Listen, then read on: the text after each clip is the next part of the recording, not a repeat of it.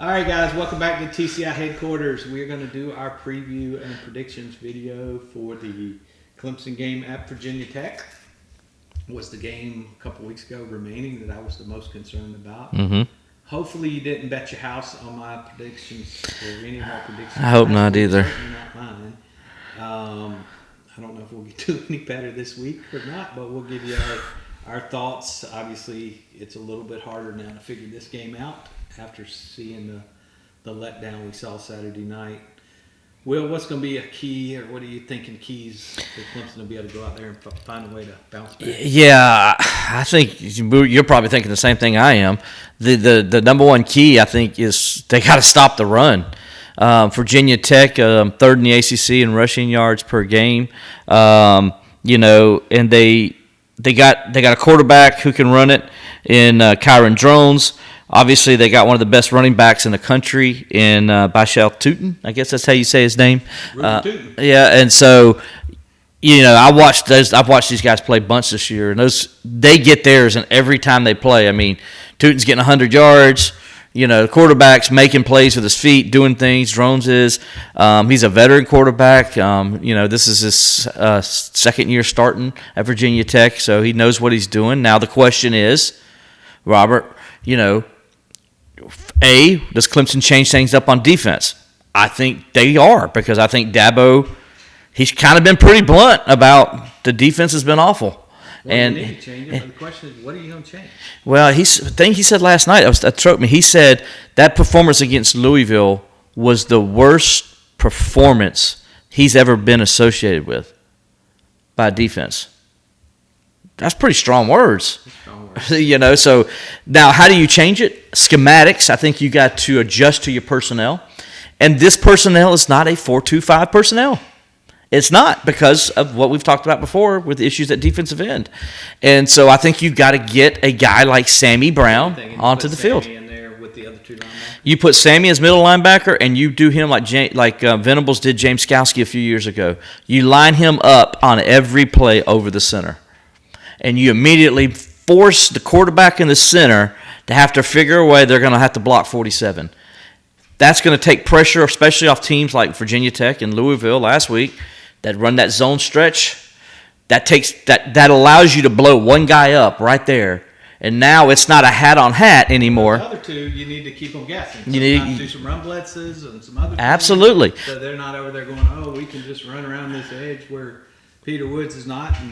And you use Wade Woodaz in a way, because I think he is versatile enough to be used in a way where he can be your Sam backer / nickel back, and you take the smaller guy out and you keep the bigger guy in to help alleviate some of those run issues. So I think that's what you're going to see this week. I think that's what you'll see this week. Just Clemson go back to more of a 4-3 base defense, and you're going to see 47 out on the field. I think that's how you solve. Now, I'm not saying it's going to totally fix it.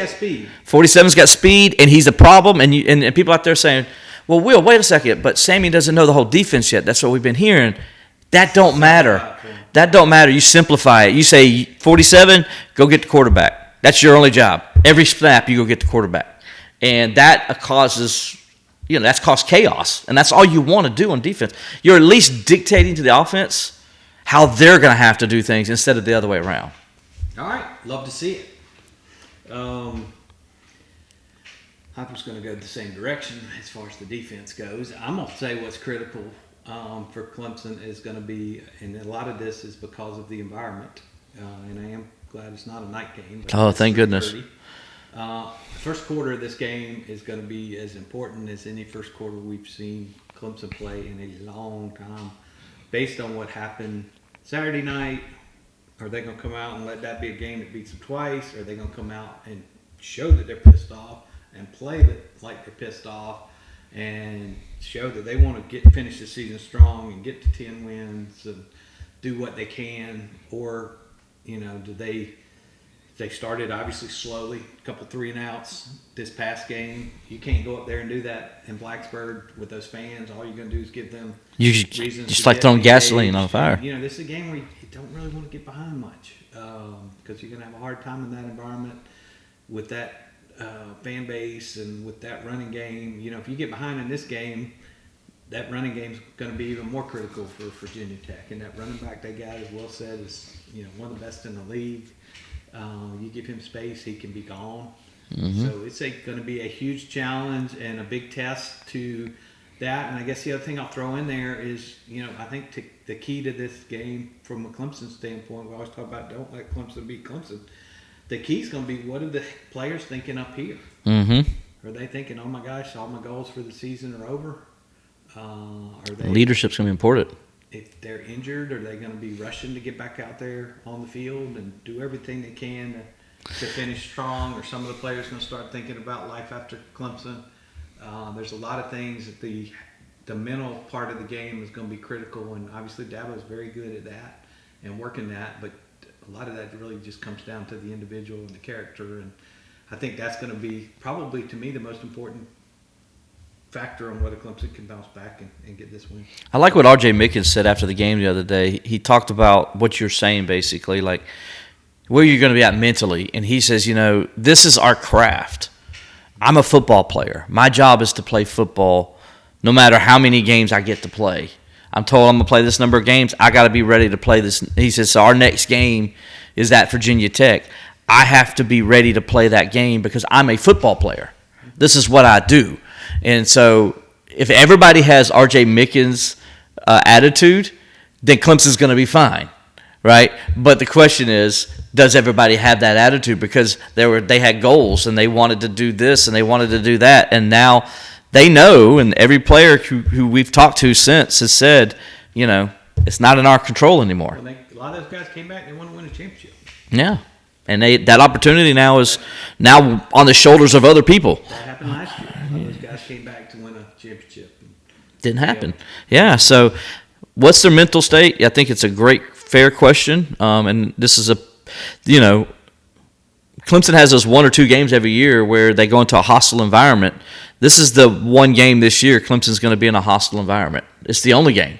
And you're right, Robert. If they don't come out there and execute and play well right away, those fans are going to get on top of them quick, and it could be over early.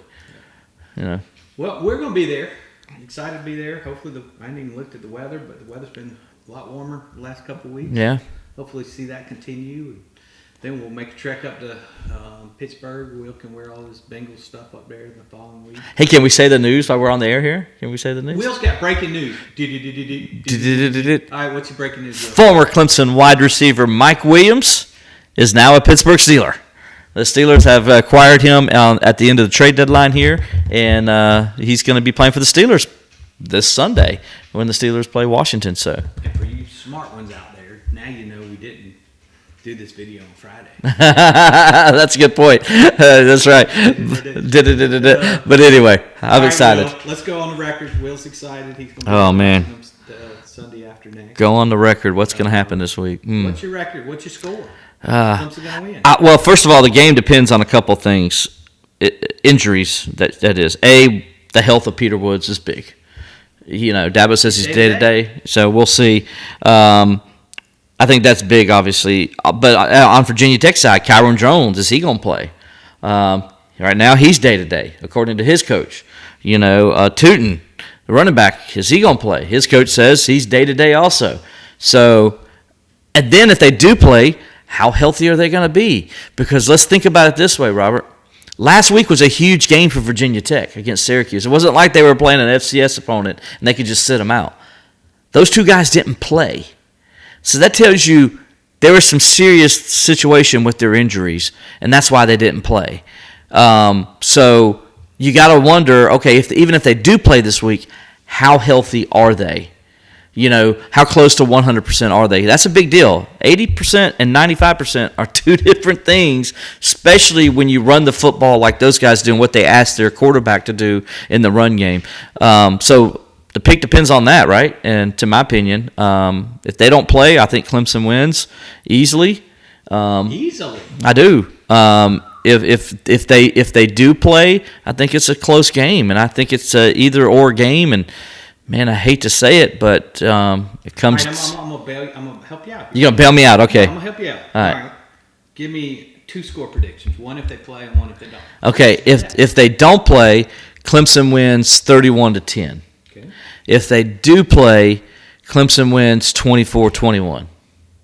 Okay. Whew. All right. And I don't know where to go with this one because of the mental part. I just don't know what the response is going to be. Heard a few things that I didn't really like since Saturday night that had me a little nervous.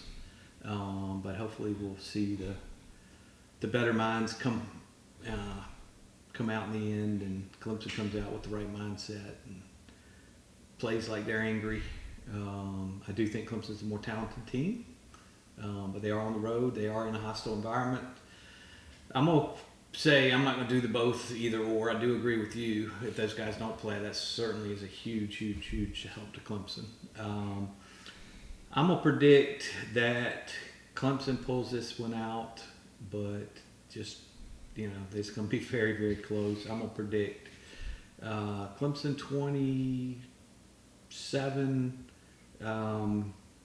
Virginia Tech 24.